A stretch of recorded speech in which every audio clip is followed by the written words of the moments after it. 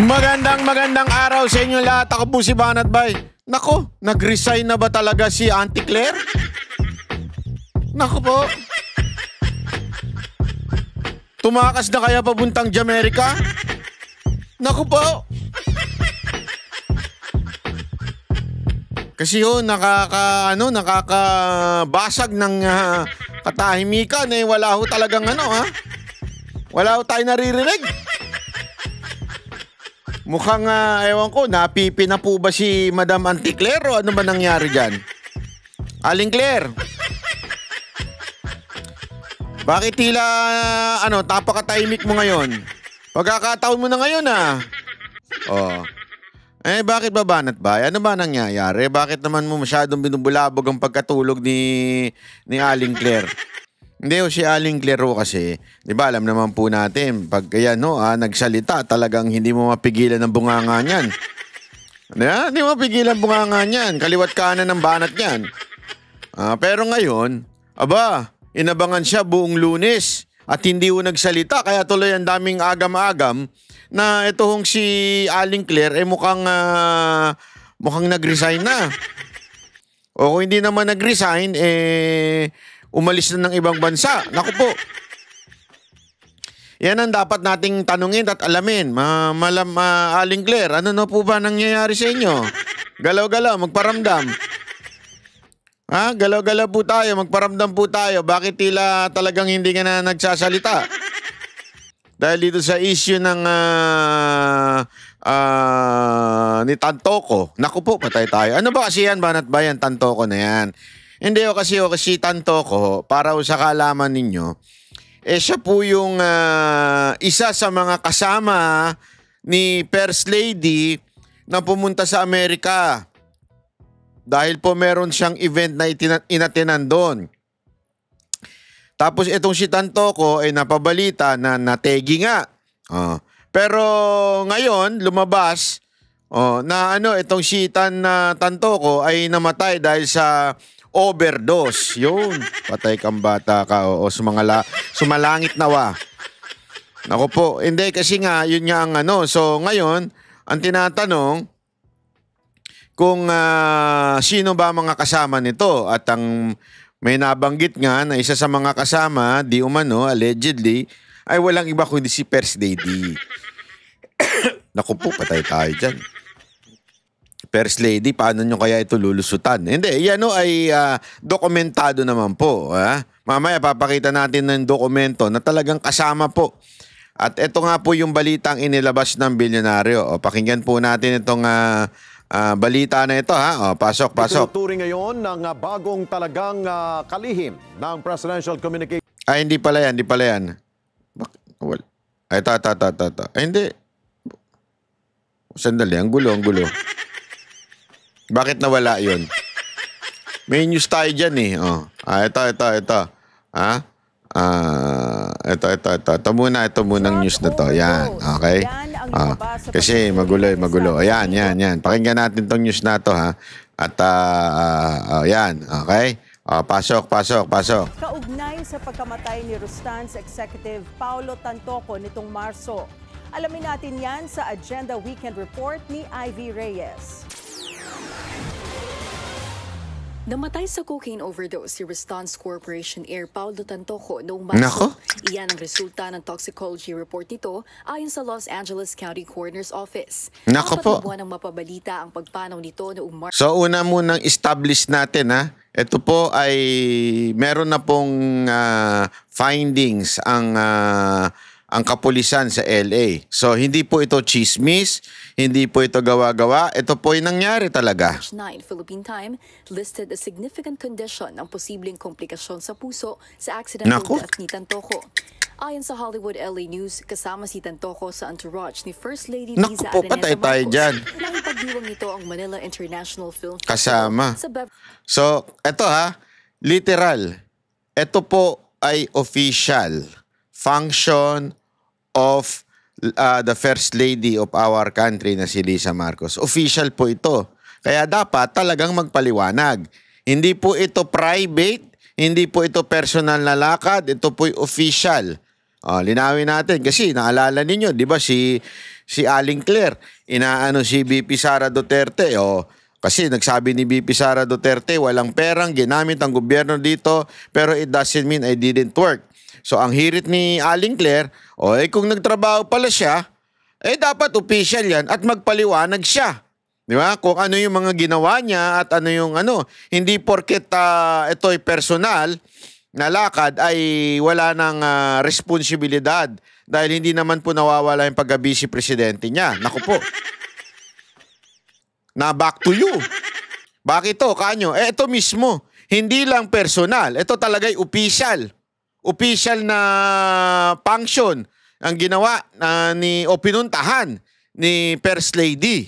At official din, ibig sabihin, dokumentado na kasama po etong si Tantoco. Nako. So, ladies and gentlemen, ito po ay masasabi nating talagang official na nangyari. Sasabihin kasi nung iba dyan, lalo na yung kanilang bagong talagang PCO secretary, this is private. The person is private. The Rustan executive Paulo Tantoco is private. But he attended and part of the delegation of the First Lady. Therefore, even if he is a private citizen, official po yung lakad. Part siya ng entourage . Pag sinabi mong part ka ng entourage, definitely meron dyan na funds na ginamit ng gobyerno. So this become an official event. Hindi mo pwedeng sabihin personal po ito. Hilton Hotel. Sa isang video sa social media account ng First Lady, present sa MIFF celebration, sina Senate President Cheese Escudero, Senate Pro Tempore Jinggoy Estrada, Tourism Secretary Cristina Frasco, MMDA Chairman Romando Artes, at iba't ibang Pinoy celebrities. So, ano ho ba ang kasi sinasabi na iba? So, hindi lang ito meron pa palang mga senador. Pero always remember, magkahiwalay po kasi yan . Ang executive at kunwari ang legislative, pag yan nagsama sa isang event, magkahiwalay po yan ng entourage. Magkahiwalay po yan. Alam ko po yan kasi naalala ko nung panahon na si Mocha ay sinasama sa mga out of the country ni Pangulong Duterte. May kanya-kanyang entourage yan. Makikita ninyo, di ba, ibang mga senador. Yung mga ibang senador, walang pakialam ang Office of the President. Doon. Kung sino yung gusto nila, ipadala nila, problema na nila yon. Isasama sila doon sa event as invited person doon sa event, pero pagdating sa entourage, gastos na ng Senado yun. Hindi na gastos ng Office of the President. Only the entourage of the President, on this particular case, is the entourage of the First Lady, ang gagastosan ng opisina ng Presidente, yung dati. So pag may event o merong visit si Pangulong Duterte sa ibang bansa, Office of the President, yung lahat ng mga nasa ilalim niya, nasa executive branch. Halimbawa na dyan, yung sa PCO. At this particular instance, etong si First Lady, kasama niya sa entourage etong si Tantoco. So even if Tantoco is a very private individual, basta kakasama ka sa entourage, malamang sa malamang ay merong budget mula sa gobyerno o mula sa opisina ng First Lady. Hindi natin alam kung magkano, kaya nga iyan yung ating itinatanong ngayon na dapat sana ipaliwanag ni First Lady. Naku po. Ako may suggestion ako sa iyo, First Lady. Kung ako sa iyo, kontakin mo na kagad si Anthony Taberna. Gago! Anyway, para mo naman siyang tagapagsalita, mag-damage control na kayo. Ipaliwanag nyo kung ano talaga nangyari dyan. Noong Mayo, pinabulaanan ng Malacanang ang mga aligasyon ni Vice President Sara Duterte na involved ang First Lady sa pagkamatay ni Tantoco. Naku po. Sa kanya pala nang galing Naku ang po. fake news. Naku po. Siya pala ang source ng fake news na ito Naku po, na pinapakalat. Kumalat kasi ang haka-haka fake news daw.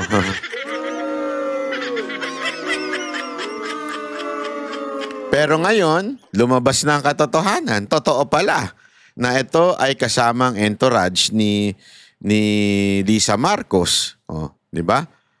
Na namatay at hindi ho namatay sa simpleng bagay, ha?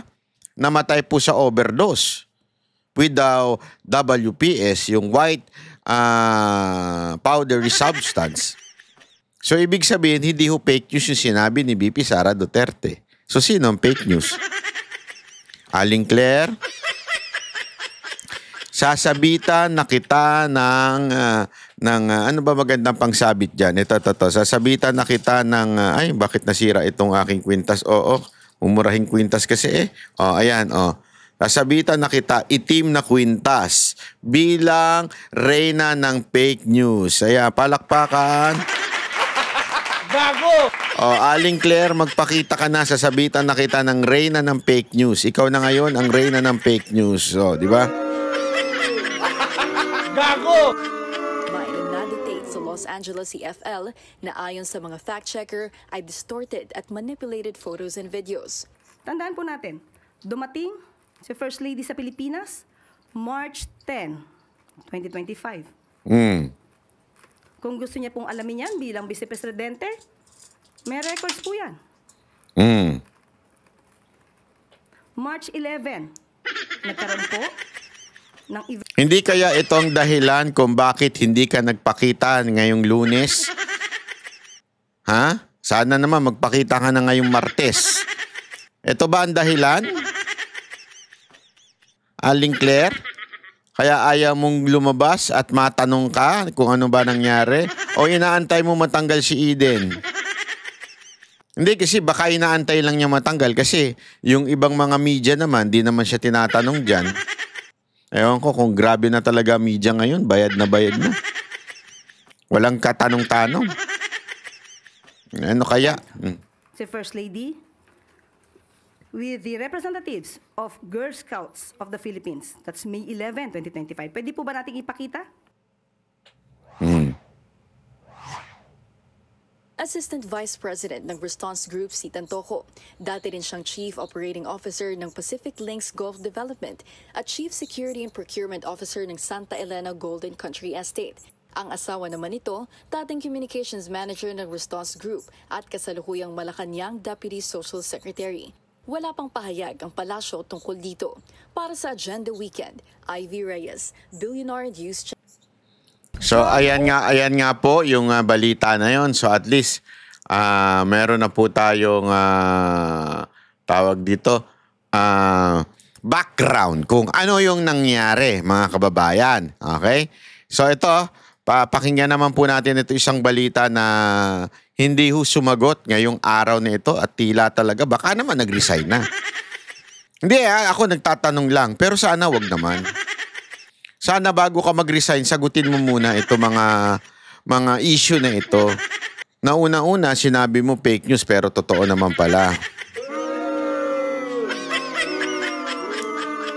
So sana bago ka mag-resign at umalis ng ibang bansa, tingnan natin. Tinuturing ngayon ng bagong talagang kalihim ng Presidential Communications Office na pribadong bagay ang pagkakasangkot kay First Lady Liza Araneta Marcos sa pagpanaw ng negosyanteng si Juan Paulo Tantoco. Kaya tikom ang bibig ng Malacanang sa naturang issue. Kasunod na rin ito ng ulat na cocaine overdose umano ang naging sanhi ng pagkamatay nito. Eden Santos sa balita. Ayan na, si Eden. Ayaw magkomento ang Malacanang sa lumabas na ulat na cocaine overdose ang sanhi ng pagkamatay ng negosyante na si Juan Paulo Tantoco. Si Tantoco ay namatay noong March 8, 2025 sa Beverly Hilton Hotel sa Beverly Hills sa Los Angeles County, California. Isang araw pagkatapos dumalo sa Manila International Film Festival o MIFF bilang bahagi ng entourage ni First Lady Liza Liza Araneta Marcos. Naging ugat pa nga ng World War sa pagitan ni na Vice President Sara Duterte at Presidential Communications Office Undersecretary Claire Castro ang issue dahil sa pagsasangkot kay First Lady Liza sa pagkamatay ni Tantoco. Nung nagkaroon ng malaking krimen sa Estados Unidos na merong namatay dahil sa drug overdose, at kung makikita ninyo doon sa police report ay nandoon ang pangalan ni First Lady Nako. Liza Marcos, na isa sa mga tao doon sa loob ng kwarto kung saan yung tao ay nag-overdose sa suspected drug overdose sa hotel room, at ang daming nakikitang white powder substance na sinabi doon sa police report ay suspected cocaine din, ay bigla nilang kinuha si Pangulong Duterte. Sa kanya pala nang galing ang fake news. Nako. Siya pala ang source ng fake news na ito Nako. na pinapakalat laban sa unang ginang kay First Lady. Nitong linggo ay kumalat sa social media ang report mula umano sa Yan. website ng County of Los Angeles Medical Examiner na may case number 2025-04377 na ang sanhi ng pagkamatay ni Tantoco ay dahil sa paggamit umano ng cocaine. Nakalagay rin sa medical examiner na ang iba pang dahilan ay cardiovascular disease. Makikita rin na open ang status ng kaso ng pagkamatay ni Tantoco. Sa pagbisita ni Presidential Communications Office Acting Secretary Dave Gomez sa press briefing room ng Malacanang ay natanong ito sa issue. Idiniin kasi ni Gomez sa Malacanang Press Corps na ipagpapatuloy niya ang paglaban sa fake news. Nako, bakit wala dyan si Aling Claire? Aling Claire, anyari? Bakit tila nagtago ka bigla dito sa amo mo? Naku po. Sa tingin niyo po, Sec, part ng fake news yung pag-i-involve po kay First Lady dun sa Tantoco's death?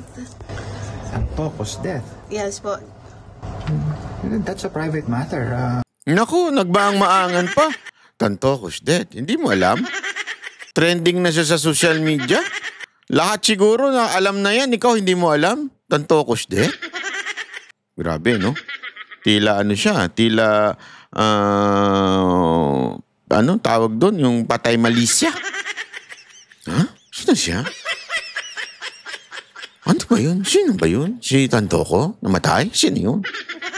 Private person yun hindi niya, ang sinasabi dito, yung involvement ni First Lady. I cannot comment on that. Eden Santos. Hindi naman tinatanong kung si Tantoco Tinatanong si First Lady kung ano masasabi niya. Naku po, patay tayo dyan. Ito papakita natin tong FB ni post po ni Bobby Tiglao. Ito po yung ayan. Ito pong post ni Bobby Tiglao. Ayan, ito ayan makikita dyan. Ba't ganyan may mukha dito? Ano ba to? Ito naman si nakasagwa ng mukha dito sa kanan ito si Copernico Villaruel. Sandali, tago muna natin. Nadidistract ako sa kapa.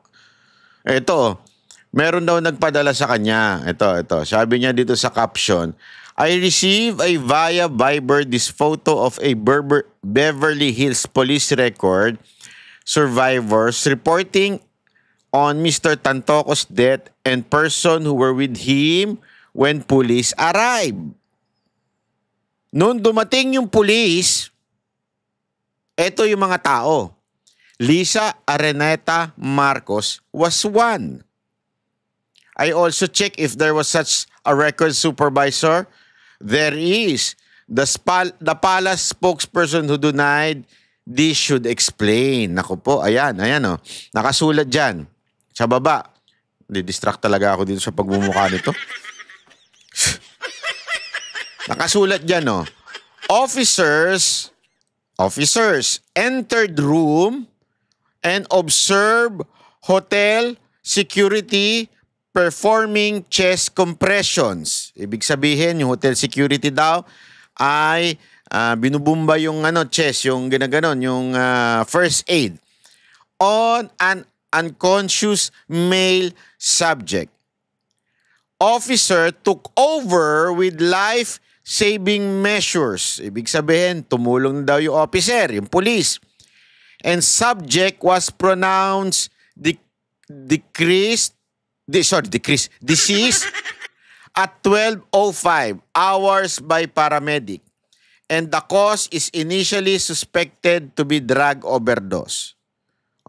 White powder suspected to be cocaine was seen scattered on tables and the floor. Naku po.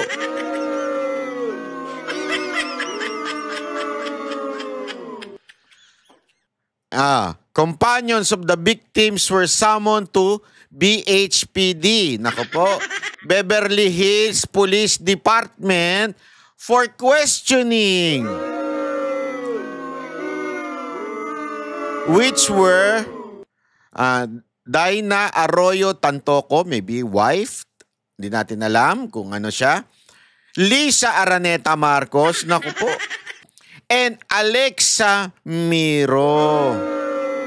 Etong si Alexa Miro, ito yung napapabalita, allegedly, na may lumabas na news na yan na ito daw si Alexa Miro ay girlfriend ni Congressman Sandro, yung anak nila ni Lisa Marcos. Hindi natin alam kung totoo yun, alleged lang po yun. Pero ang malinaw dito sa dokumentaryo na ito ay naandun si Lisa Marcos.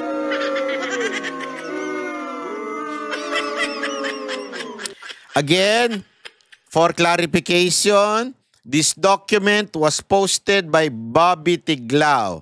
Meaning, siya po ang nag-post, hindi po ako. At ibinabalita lamang po natin. Sabi pa nga dito sa baba, if you should have any question, please feel free, contact me. Sincerely, Donna Corsey, batch siguro to 826, record supervisor. Ito po siya. Beverly Hills Police Department. Si Donna Corsey. Oh, yan. Kersey or Kersey? I don't know how to pronounce your name. I'm sorry, madam. But ayan po yun. So malinaw po mga kababayan, ito po yung ni-report ni Bobby Tiglao. Ayan, okay? So para lamang po makita natin. Ayan, ha? So ayan po yung pinost niya. At ito po yung sinasabi, look, the official website of Singaporean Grand Prix released photos from Saturday race event, including photo of Ferdinand Marcos Jr.'s son and Ilocos Norte Representative Sandro Marcos with actress Alexa Miro. Ngayon, ang tanong, yan po ba ay mapapasinungalingan? Kasi, di ba, tandaan ninyo, si VP Sara Duterte, sinabi na to. Etong part na to, ni-report niya na. Sinabi niya ito. Di ba? Tapos, sabi ni Aling Claire, fake news daw. Pero ngayon, lumabas talaga, it was an overdose. So, ayan po yun, ha? So, ibig sabihin, mga kababayan, meron pong dokumento. Ang tanong nga dito, bakit hindi man lang sila nagsasalita? They can deny. Di ba? They can deny. Pero bakit tila walang nagde-deny? Di ba? Mukhang walang salita. Hindi po pwedeng, again kalokohan po yung sinasabi ni PCO Dave Gomez na PCO Secretary Dave Gomez na ito'y pribado. Hindi po ito'y probado. Namatay yung tao at naandoon si Lisa Marcos. Kung naandoon si Lisa Marcos and there were white powder substance, di ba, scattered on the floor, on the table, the same room. This is a hotel room. Ayan, nakalagay po dyan. Ayan, the Beverly Hilton, location of incident, Wilshire Boulevard, number 5 over Beverly Hills. The Beverly Hilton, Siyala.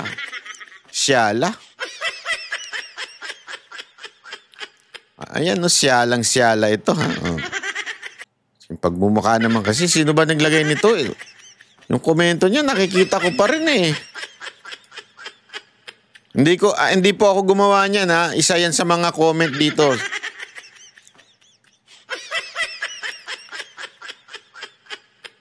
Alam nyo po, meron din pong pinost si Bobby Tiglao na pwede nyo rin nung tignan. Pwede kayong makahingi ng dokumento. Okay? Maaari po kayong makahingi ng dokumento doon. Parang may babayaran lang ata kayo eh. Grabe, no? Ito yung nakita sa crime scene. Nandito na naman yung picture. One clear plastic bag containing a white powdery substance. Nako. 3 use Nako po, 3. Sino yun? Sino yung 3? 4 lang yung kasama dun. So, isa lang ang hindi Nako. Bakit 3 yun? Ayan na, nakasulat po hindi po ako yan.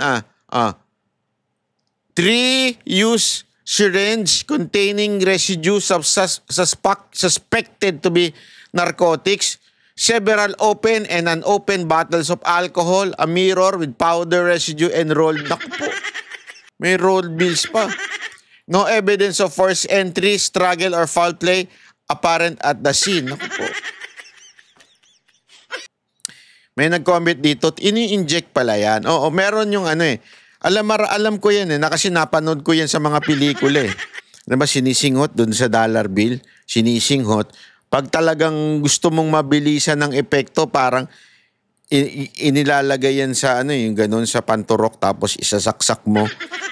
Hindi totoo kasi 'di ba pag gluta, 'di ba yung sabi nga nila hindi naman effective yung capsule na gluta. Para talaga yung sinasaksak sa ugat. Pati L-carnitine, mga ganun-ganun. Kasi dati nag-L-carnitine ako eh. Para pumayat eh. Pagka sinaksak mo yung sa ganun, talagang ang epekto sa'yo, talagang parang galit na galit ka eh. Yung masigla ka, kasi ngayon nga pag nag-gym ka, di ba? L-car, paano ka? Ganun yun para direkta sa ugat. Dito, may 3. Bakit 3? Naku po. Ilan sila doon? 4. Yung mag-asawa, si Lisa Marcos, yung nabanggit kanina, at saka yung artista, na di umano ay naliling kay Sandro. Naku po. So, sino lang sa kanilang hindi gumagamit? Baka naman si Lisa Marcos yun. Gago! Hindi, kaya wag muna kayong magja-jump into conclusion. Baka naman siya yung hindi gumagamit doon. Antayin natin magpaliwanag. Hindi, kayo naman, masyado naman kayo eh. Antayin natin magpaliwanag si Aling Claire kung paano niya ito ipapaliwanag. Di ba? Hindi pwedeng hindi pwedeng, alam mo, ang nakakaano lang dito. Grabe ho, tiningnan ko yung GMA. Tiningnan ko GMA, tiningnan ko TV5. Ay grabe. Walang kabali-balita. Meron daw sabi hindi ko kasi nakita, ang bilis yun na mag-delete eh. Meron daw binalita ang GMA, tapos biglang dinilit din daw. Kasi nga daw, kasama daw dun sa nagpa-party, isang GMA executive. Silipin lang natin ton GMA ha. Silipin natin.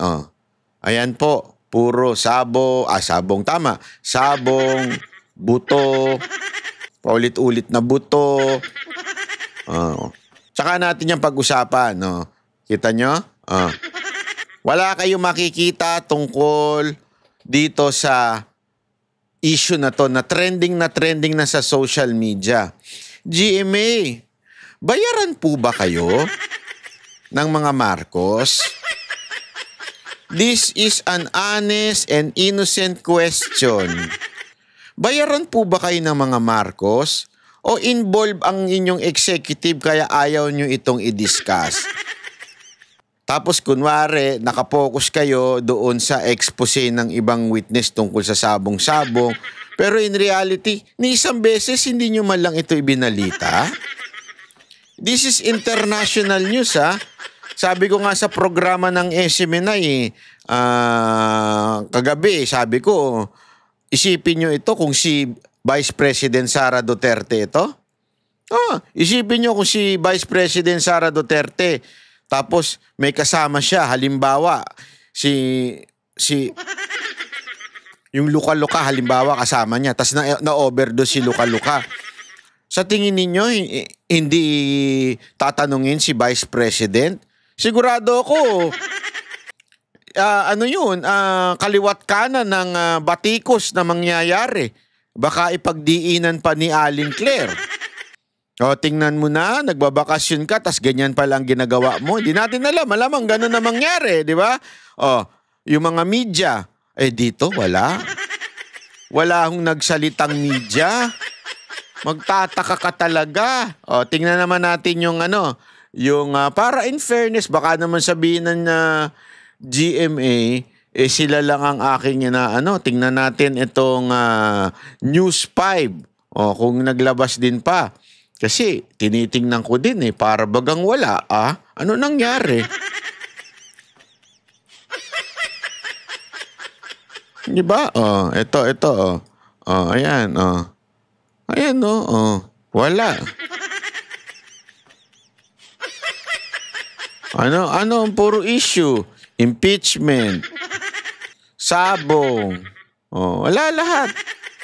Mantakin mo, trending to international. Tapos impeachment na naman. Di ba? Ito po'y trending. Pero sila hindi nagbabalita. Anak ng weteng, News 5, ako nagtatanong lang din sa inyo. Ito, tanong ko lamang din po sa inyo, News 5, binayaran po ba kayo ng gobyerno ni Marcos para wag magsalita sa mga ganitong issue? Hindi, kasi tinan nyo, ha? Ito, may panahon pa kayo sa chismis ayan, may Ex-Representative Dan Fernandez, matipid ang sagot tungkol sa relasyon nila ni Ivana Alawi. Gago! Mas may sense po ba yan? Hindi, ako nagtatanong lang po ako Mas may katuturan po ba yan para sa bayan natin? Kesa sa issue na kung kasangkot ba ang First Lady doon sa issue ng overdose kay Tantoco, mas importante po ba yung buhay na may buhay? Anong pakialam nyo kung magmahalan sila, magbengbangan sila? Hindi, alimbawa lang totoo. Anong pakialam natin? Problema na nila, magbengbangan sila kung gusto nila. Hindi na natin problema yun. Ngayon, unless may asawa si Dan Fernandez, ang may problema na doon, yung asawa niya. Hindi na rin tayo dapat makialam doon. Tama, mali. Kung hindi na sila masaya sa isa't isa, hindi na natin problema yun. Gago! Hindi, again, I'm not saying this is true, this is not true. Wala akong pakialam kung sila ni Ivana. Nag-move on na ako kay Ivana, ayoko na siya. Hara naman gusto kanya. Hindi, totoo naman. Walang tayong pakialam dyan. Pero mas pinagbigyan pang halaga ng News 5 yung issue ni Ivana tsaka ni Dan Fernandez kesa dito sa anak ni Sandro at yung di umano'y nachichismi sa kanyang actress na naandoon sa Amerika, di umano'y kasama nung namatay na si Tantoco. Tama, mali. Again, hindi po sa akin ang gagaling yun. Yun po ay galing lamang sa balita at dokumento na natanggap ni Bobby Tiglao. Kaya nga sana maganda dito sagutin. Di ba? Anong ginagawa nyo? Tahimik kayo. Naku po. Sabi nga nila, silence means yes. Di ba? Ano kaya ang dahilan at bakit hindi nag-appear ngayon si Aling Claire? Nag-resign na po ba siya?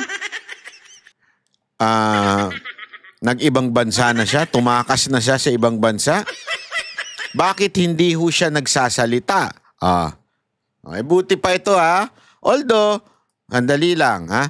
Buti pa ito nagsalita, pero bitin.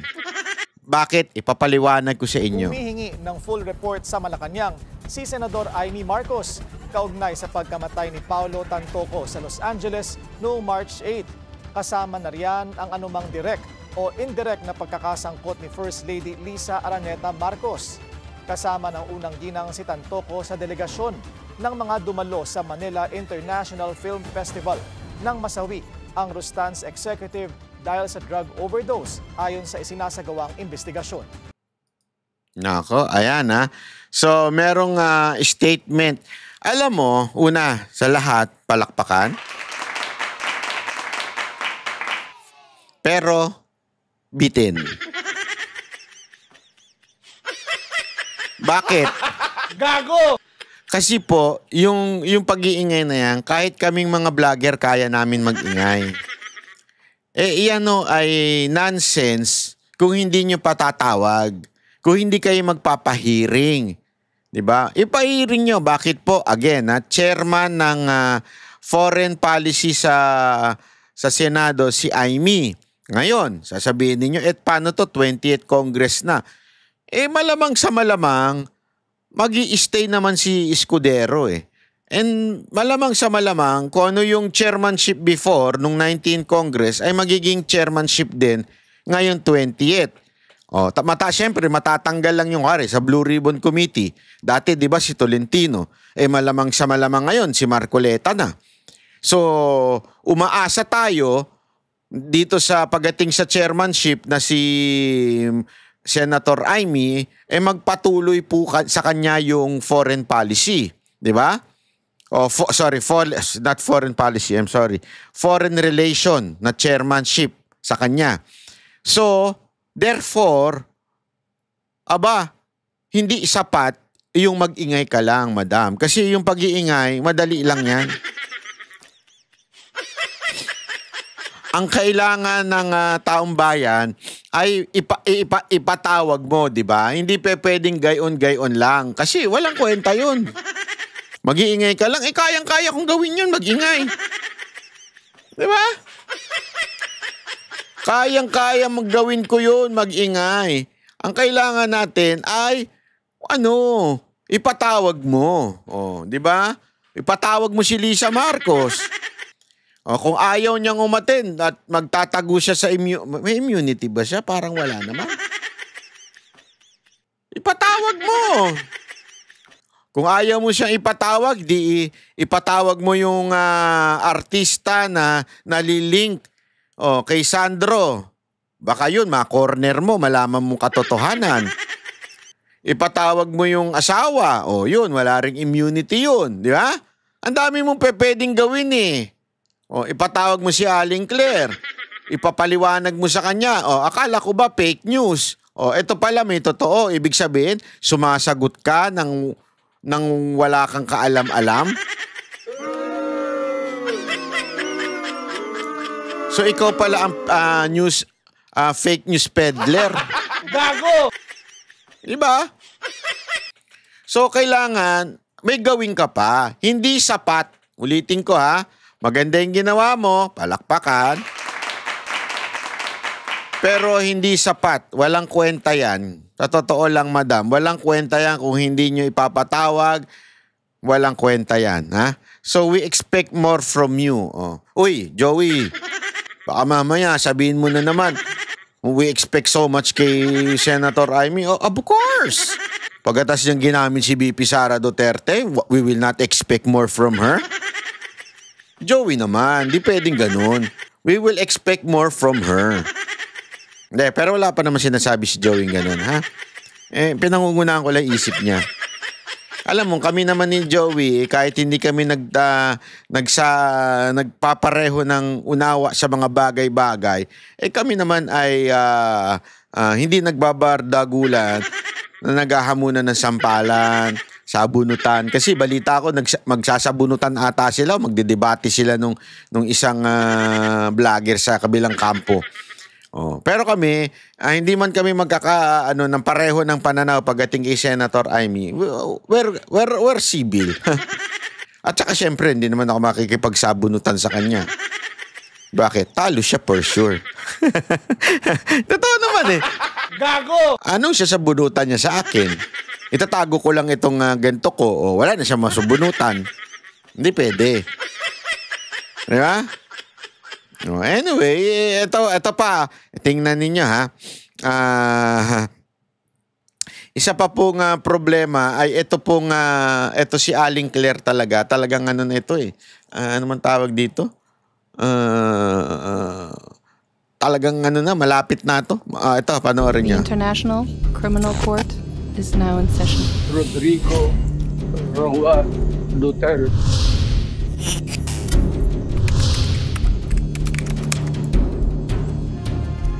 Mahigit 2 buwan bago muling humarap sa International Criminal Court, patuloy ang paghahanda ng defense team ni dating Pangulong Rodrigo Duterte. Kabilang po sa mga pinaghahandaan ang mga posibleng tumayong saksi laban sa dating Pangulo. Sinagot naman ng abogado ng dating Pangulo ang hirit ng Malacanang na dapat galingan ng depensa ang kanilang estratehiya. Balitang hatid ni Ivan Mayrina. Nako. Mahigit 2 buwan bagong confirmation hearing ng Crimes Against Humanity ni dating Pangulong Rodrigo Duterte sa September 23. Patuloy na naninindigan ang kanyang defense team na walang jurisdiksyon ng ICC sa dating Pangulo. Kaya raw dapat hindi magpatuloy ang paglilitis ng Pangulo at dapat siyang palayain. Pero patuloy raw ang defense team sa pagsuri sa libu-libong dokumento na mga ebidensyang isinumite ng prosekusyon. Kabilang dito ang listahan ng mga tatayong saksi laban sa dating Pangulo. What I can tell you that as far as the defense is concerned, there are no great surprises here. Kung ang prosekusyon handa na magpresenta ng mga testigo laban sa dating Pangulo, balak kaya itong tapatan ng depensa? Obviously, as defense counsel, you wouldn't want to disclose your own evidence to the prosecution. Keep your cards close to your chest. So it would be a mistake to fly any witness to The Hague. I won't be calling any witnesses at the present moment in time. And I don't think that the family has any intention to do that either. In good spirits kung ilarawan ni Kaufman ang kondisyon ng dating Pangulo. Pero hindi rin naman daw ibig sabihin wala siyang iniinda. Kamakailan kumalat ang litrato umano ni Duterte na nakaratay raw, bagay na pinabulaanan na ng kanyang anak na si Vice President Sara Duterte. Publishing health bulletins concerning an ICC suspect is not considered appropriate. It's an invasion of medical privacy. What I can say is that the former president will have to be brought before the court at some stage in the near future.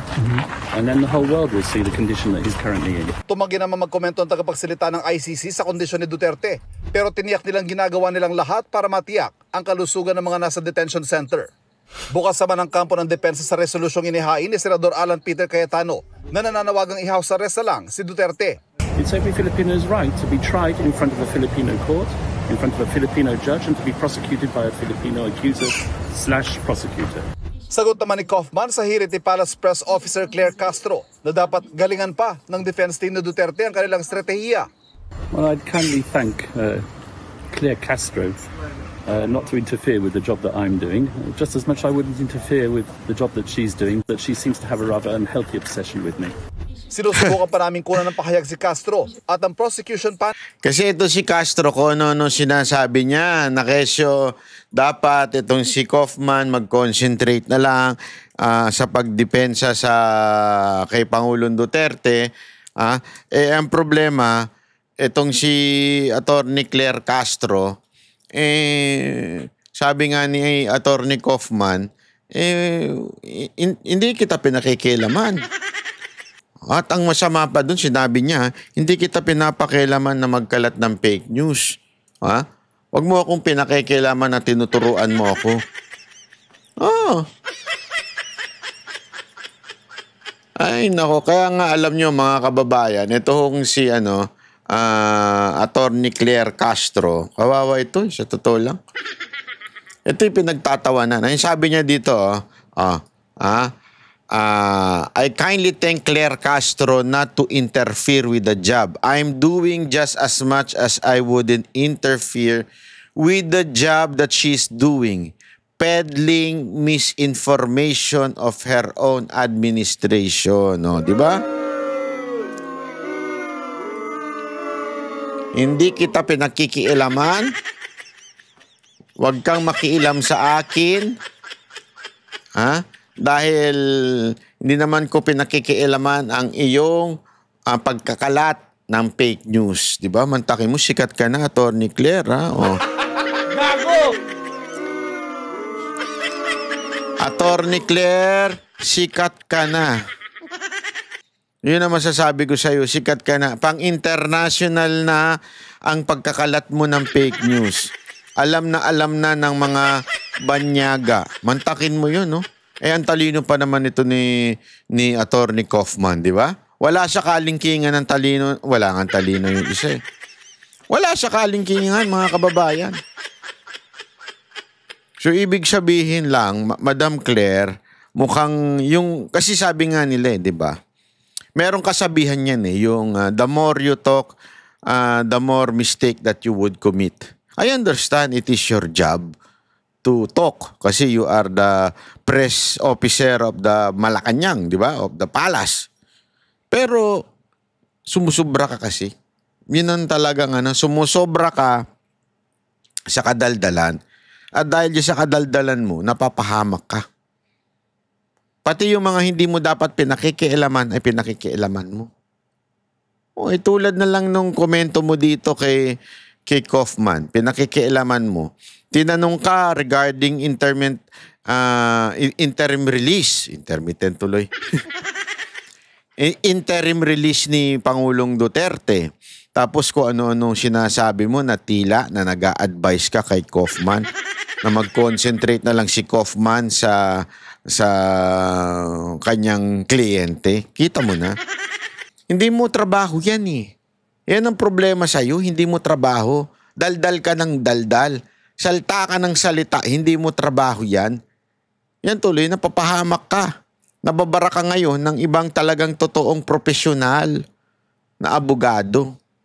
Profesional, international na abogado. Pahiya ka tuloy dito. Kakahiya yun. Sabihin sa'yo, I'm not peddling. As I wouldn't interfere. Yan ang sabi niya. With the job that she is doing. Ganun. Peddling the misinformation of her own administration. Naku, grabe. Kakahiya. Hindi, kakahiya yan. Mantakin mo, sabihan ka ng isang profesional na international na lawyer. Hindi kita pinakikialaman. Huwag mo kong pakialaman. Ano bang obsession meron ka? Yung pa'y matinding sinabi dun eh. Anong obsession ang meron ka? Sa akin? Kasi professional ito eh. Ito si Kaufman. Pag tanungin nyo, ang daming tinatanong sa kanya, hindi niya sinasagot. Pag hindi niya area, hindi niya sasagutin. Pagka ang may karapatang magsalita lang ICC, lalong hindi kanya sasagutin. Ganun ito eh. Matipid ito sumagot. Diba? Matipid po ito sa sumagot. Ang problema dito kay Aling Claire, hindi matipid sumagot.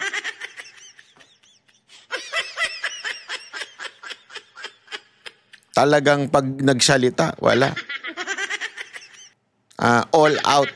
Mga kababayan, alam nyo, sa buhay, sabi nga nila less talk, less mistake. Diba? Hindi, walang biro ho. Alam mo, yan ho ay prinsipyo. Kahit to sa Biblia, yan po ay prinsipyo. Yeah. Hindi, alam mo, ito, mabasahin ko sa inyo mga ilang, sabi,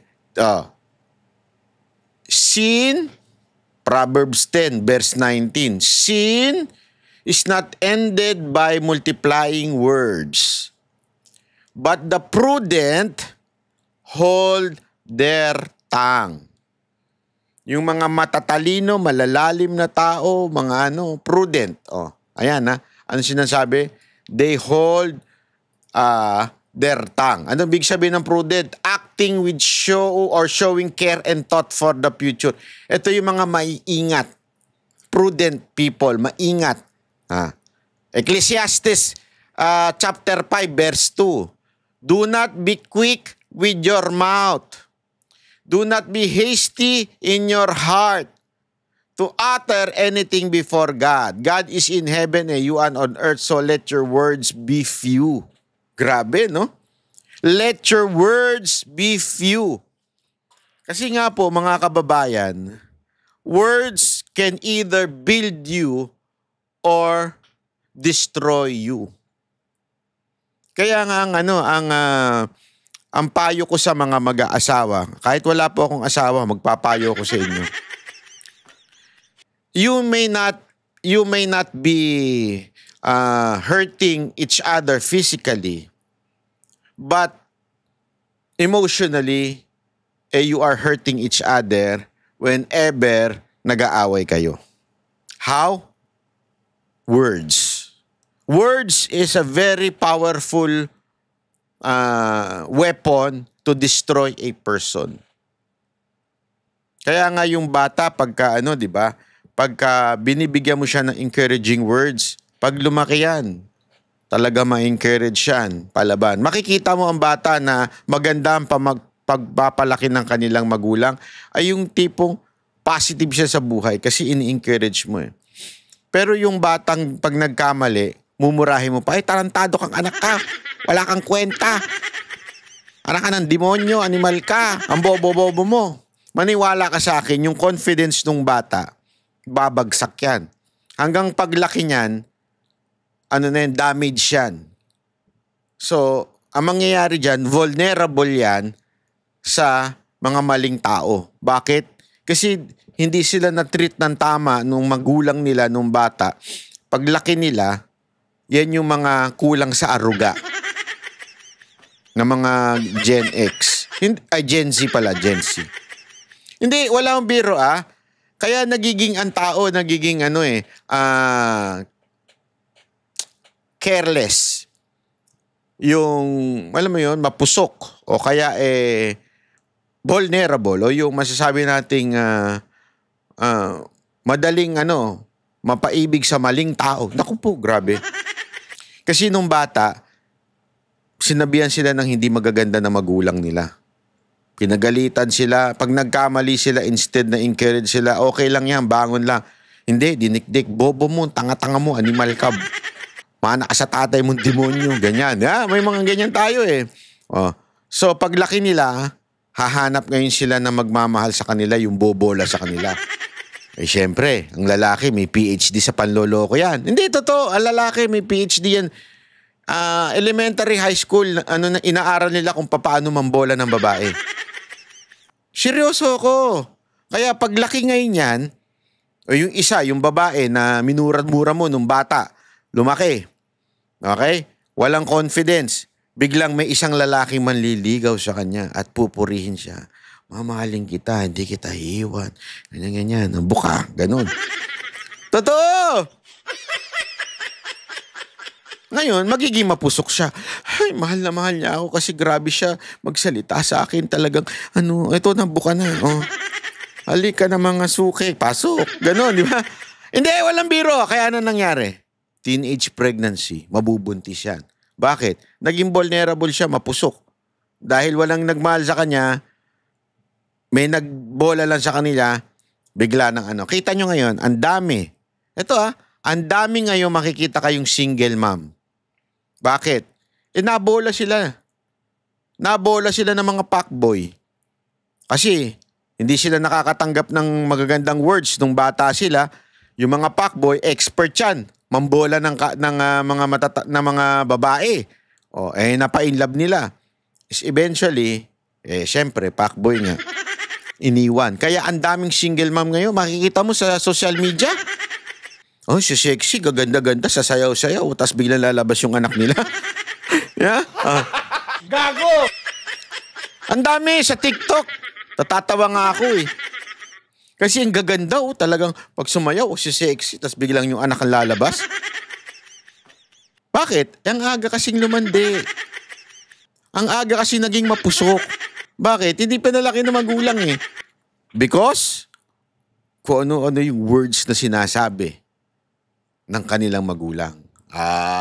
Di ba? Kaya nga sabi sa James 1:19, everyone should be quick to listen, slow to speak, and slow to become angry. Alam mo, maganda ito, matutunan mo ito, Aling Claire.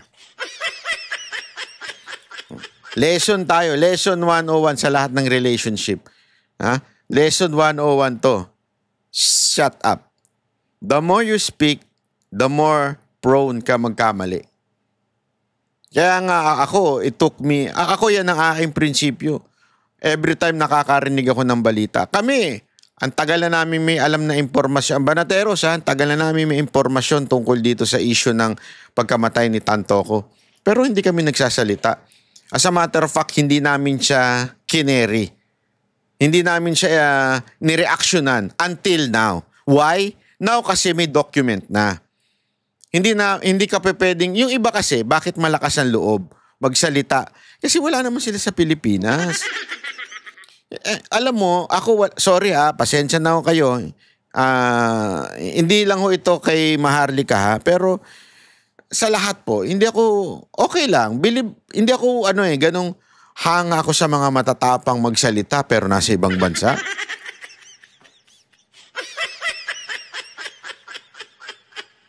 Sorry, pero not me. Hindi ako madaling maakit sa ganyang mga vlogger na salta.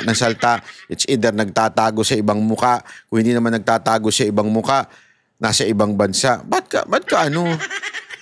Although I'm not saying hindi totoo yung sinasabi nila, ha? Pero hindi ako nabibilib sa mga ganyan. Kasi they can talk recklessly. Ano ibig sabihin? Kaya nilang magsalita nang walang pananagutan. So how can I be sure that they're saying is true? Naintindihan niyo? Kasi you can talk at wala kang pakialam kung magkamali ka kasi nga wala ka naman sa Pilipinas. So why would I trust you? Why would I somehow give value to the things that you're saying kung wala ka namang pananagutan sa sinasabi mo? Kasi nga, hindi ka naman madedemanda. You understand what I mean? Again, it's not against Maharlika. Anyone. Kaya ako, mas kampante pa rin ako sa mga nasa Pilipinas at nagsasalita na matatapang kasi they can face, alam mo yun, yung responsibility na kaakibat ng mga binitawan nilang mga balita. Kaya nga, yan ang lagi namin sinasabi sa Banateros eh. Pag wala tayo pang ebidensya, let us not say it at all. Diba? Huwag nating sabihin kung wala naman pa tayo may pakitang ebidensya. At ako, sinasanay ko sila dyan. Lagi ko silang, pag meron silang kinwentong chismis sa akin, una ko yung tatanong, anong ebidensya mo? Pag sasabihin lang nila, sabi ni ganito, sabi ni ganyan, pakita ng ebidensya. Yan ang training ko sa Banateros eh. Kailangan, bilang para kang abogado. If you're telling a story, kailangan meron kang maipakita. Kung wala kang maipakita at wala kang ebidensya, wag mo nang ikwento. Bakit? Walang kwenta yan. Yeah?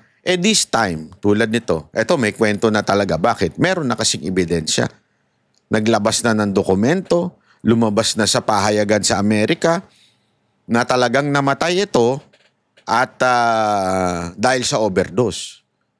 At hindi lang po ito, may kasama po itong sila First Lady. May dokumentong lumabas. Ngayon, sana sagutin na ito ng Malacanang. This is not masasabi natin private. Bakit? Hindi ko ito pribado. Kasama si First Lady dito. May akusasyon na nga sa kanilang pamilya eh. Remember, may akusasyon na 2022 pa lang. 21 pa lang, sinasabi na ni Pangulong Duterte yan.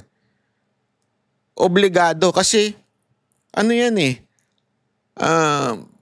pagtitiwala. Hindi mo kasi pwedeng paghiwalayin ang mag-asawa. Yan ang paulit-ulit ko sinasabi kahit noon pa, simula pa lang. Hindi mo pwedeng paghiwalayin kasi sinasabi, noong una sinisisi lang nila si Lisa Marcos eh. Sabi ko, hindi mo pwedeng paghiwalayin yan. Lisa Marcos and Marcos BBM, mag-asawa sila eh. Kung anong gawin ng isa, partner nga. Kaya nga, di ba, yung kantan, to become one. Di totoo yun. Yung dalawang tao, kaya nga, di ba, may kasal. That's the very purpose of kasal eh. Magiging isa na sila. So kung anong ginagawa ni Lisa Marcos, malamang sa malasamang, ginagawa rin ni Bongbong Marcos. So kung ano man yung responsibilidad na nakaatang kay Bongbong Marcos, ay responsibilidad din na nakaatang kay First Lady. Hindi pwedeng magkaiwala yan. Kasi ang sikreto ng kalalakihan para magtagumpay at sikreto ng kalalakihan para maging failure ay walang iba kung hindi asawa. Hindi, walang biro ito. Gusto nyo makita ang tao kung magiging successful o magiging disaster ang buhay? Tingnan ninyo asawa. Oo, pag yung asawa, matino, nakokontrol ng tama, may magandang partnership sila, for sure yan, tagumpay yan. Pero kung yung asawa bungangera, kung yung asawa puro negative, lalo na kung yung asawa ay gumagamit, asahan mo pati yung asawa niyan. Hindi, eto na lang, halimbawa lang. Kasi, again we are not saying that First Lady Marcos is using cocaine. Hindi yan na natin sinasabi. But there is already a doubt noong pa 2022. That's why they need to prove and they need to answer these allegations.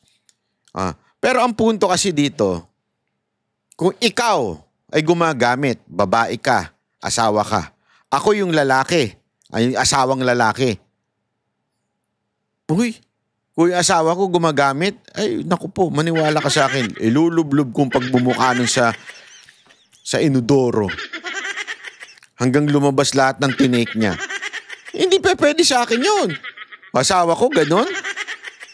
Nagdodroga, tapos nakatanga lang ako. It's either I'm against it or I'm joining him. I'm joining her sa session niya. Di ba? Walang middle ground doon. Wala akong pakialam. Hindi pwedeng ganun. Asawa ka eh. Kaya nga importanteng sagutin ito ni First Lady. Bakit? Kasi nga, di ba, inaakusahan ni Pangulong Duterte si Bongbong Marcos noon pa man na bangag. Inaakusahan ni Pangulong Duterte. Tapos, with all the circumstances, yung pangiwi-ngiwi niya, at kung ano-ano pa, ang daming circumstances that would somehow doubt, papasok talaga. Tapos, nangyari ito. Diba? So, anong ibig sabihin? We are not saying they are using, but there is already a doubt. And, bilang mamamayang Pilipino, we are asking na patunayan nyo sa amin na hindi kayo gumagamit. Baka sabihin ng iba, kung sino nag-akusa, siya ang dapat magpatunay. Gunggong. Sa korte yun. Criminal yun, aspect yun. Ang pinag-uusapan natin dito hindi criminal aspect, moral issue. Moral issue. Kaya nga 'di ba? Ano ang public office? Public office is a public trust. As a matter of fact, impeachment, nandan yan sa impeachment. Public trust. Impeachment doesn't mean kunwari na impeach ka, you are guilty. Hindi. Sabi nga nila, the difference between impeachment and the court trial, sa court trial talagang beyond reasonable doubt. Walang bahid ng duda. Kailangan mapatunayan mo na nagkasala yung tao. Dito sa impeachment, magkaroon lang ng walang tiwala sa'yo ang tao. Magduda lang ang tao sa'yo, pwede ka nang i-impeach. Just the mere fact na nawala na yung tiwala ng tao sa'yo, nagduda na ang tao sa'yo, ka-impeach ka na. That's the essence of impeachment. Ganon din po dito sa issue na to. Again, it's not legal grounds ang hinihingi natin. It's the moral authority of the president. May moral authority pa ba siya to govern? Kung ganito na ang mga nasa paligid niya na issue, noon pa lang ini-issue na ni Pangulong Duterte, nakikita natin yung mga circumstances, the sudden change of temperature. Hindi, yung sudden change niya, paiba-iba siya.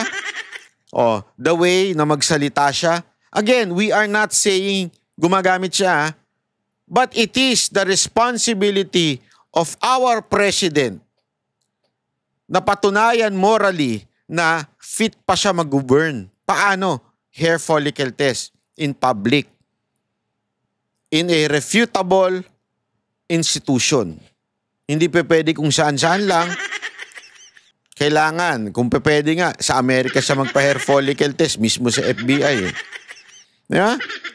So, para magkaalaman, alam mo, eto nga imposible na nga yun yun na nga lang sumagot sa issue na to, hindi nila masagot-sagot Magpa-hair follicle test pa, Banat Bay, baka pakagago mo naman. Hindi, totoo naman, di ba? Siguro, start by answering the doubt ng mga tao sa'yo. Yun muna. Pagka na-resolve mo na yung issue ng doubt, sumagot ka na sa issue na to, isunod mo na hair follicle test. Okay? Mr. Bongbong and Lisa Marcos, isama nyo na rin yung anak nyo. Magpa-hair follicle test na kayo.